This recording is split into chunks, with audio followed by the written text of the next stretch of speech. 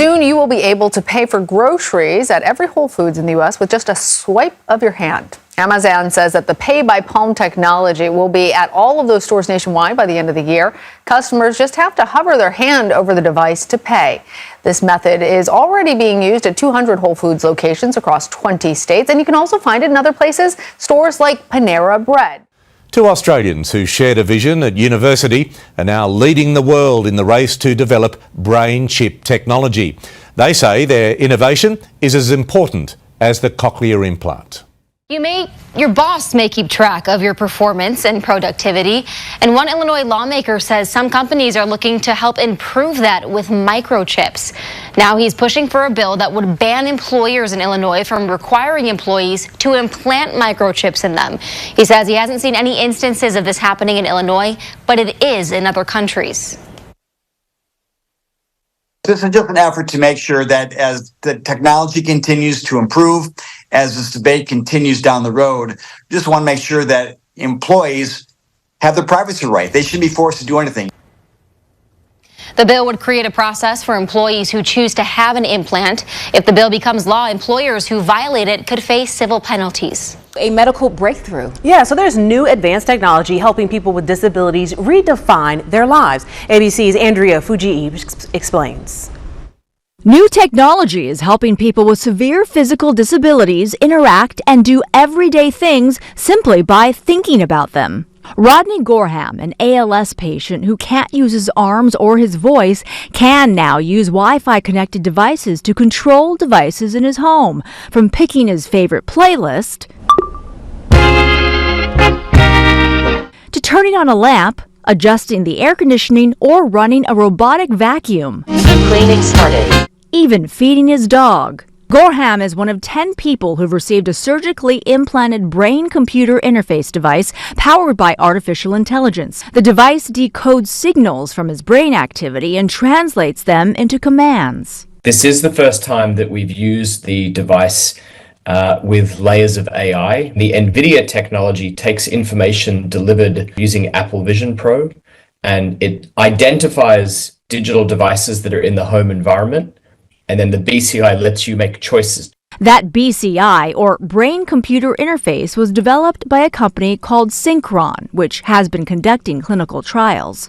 The goal with this technology is that people who are dependent on other people can restore some of that agency, some of that autonomy. If you'll see in the demo that Rodney's wife texts him, she says she has to leave and do some things, and he's then in his own home environment interacting with the phone, with the fan, with the dog feeder, with a whole range of activities that he can now do on his own. Elon Musk's company Neuralink is developing similar technology, recently announcing a second person with a spinal cord injury has been implanted with a brain chip, which allows patients to control technology with their mind. Elon Musk's brain science company has implanted a device into a human for the first time.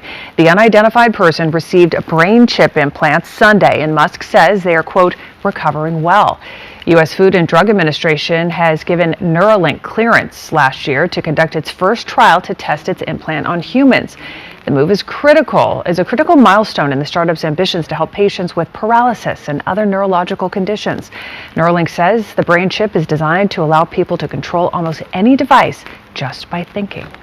From Melbourne to the streets of New York, where Australian Professor Tom Oxley leads a team of experts developing this device in the quest to create a whole new field in medical science, turning thoughts into actions. 100 million people around the globe who have impaired ability to move their hands to engage in the world around them. Tom and Synchron co-founder Nick Opie had a shared vision at university. Now their innovation is racing ahead of Elon Musk's Neuralink, which recently announced its first patient paralysed after a diving accident. It has already changed my life. He's able to play chess hands-free after a computer interface was implanted through open brain surgery. Synchron's device has already been tested on 10 patients, 4 of them Australians with motor neurone disease. I met former software salesman Rodney Gorham from Moonee Ponds in Melbourne. He received a prototype 3.5 years ago. Just thinking about moving his foot or arm turns into mouse clicks on the computer. So it's like a Bluetooth controller out of the brain. Unlike other emerging devices, this technology doesn't penetrate brain tissue. Instead, the permanent stent made up of 16 electrodes is delivered non-invasively through a vein in the neck to the surface of the brain next to the motor cortex. That it captures those signals in the brain where it's still functioning and transmits those signals externally so that they can be interpreted by a computer, and that allows him the ability to communicate. This small not-for-profit hospital helped find suitable patients. With drugs, we're looking for a cure, but this is a long game. The Synchron team is refining the device for commercial use.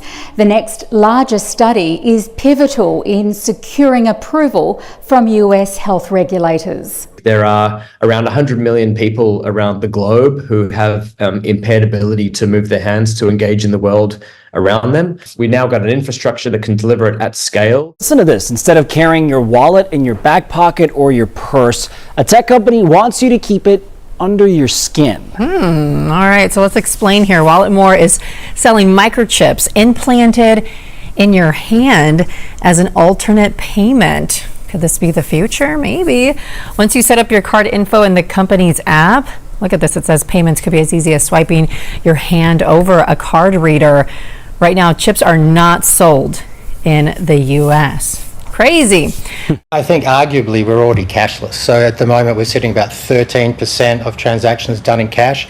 Whether it will never get to completely zero, I think that's ridiculous. But at what point are we cashless? Maybe it's 10%, maybe it's not. So look, we're already there. We've taken cash and replaced cash with debit cards. So there's now 47 million debit card transactions, $50 per transaction. 47 million cards at $50 per transaction. That's soaked up most of the cash usage. There's also other payment methods we use, but that's essentially what's happened. When Elias Brotberger goes to work, he doesn't need ID, and he doesn't need money. In fact, much of what he needs to get through the day is hidden right there, just below the surface, in his hand. You like to touch it? Yeah. Yeah? Oh, weird. Yeah, it's like a grain of rice. Yeah, a grain of rice. Embedded in his hand is a microchip that serves as his keys, his ID, and his wallet. Yeah, it's all on chip, so I use it like to get around the building. Buy snacks. Yeah, exactly. Let's buy some snacks. Exactly. So I can't open it. No. Okay. So what I need to do is I need to first blip my chip, and it will log me in, and from there I get access to the fridge. Popular TV shows like Black Mirror have imagined chips as part of a dystopian future. Install ingrain procedure with local anesthetic and you're good to go.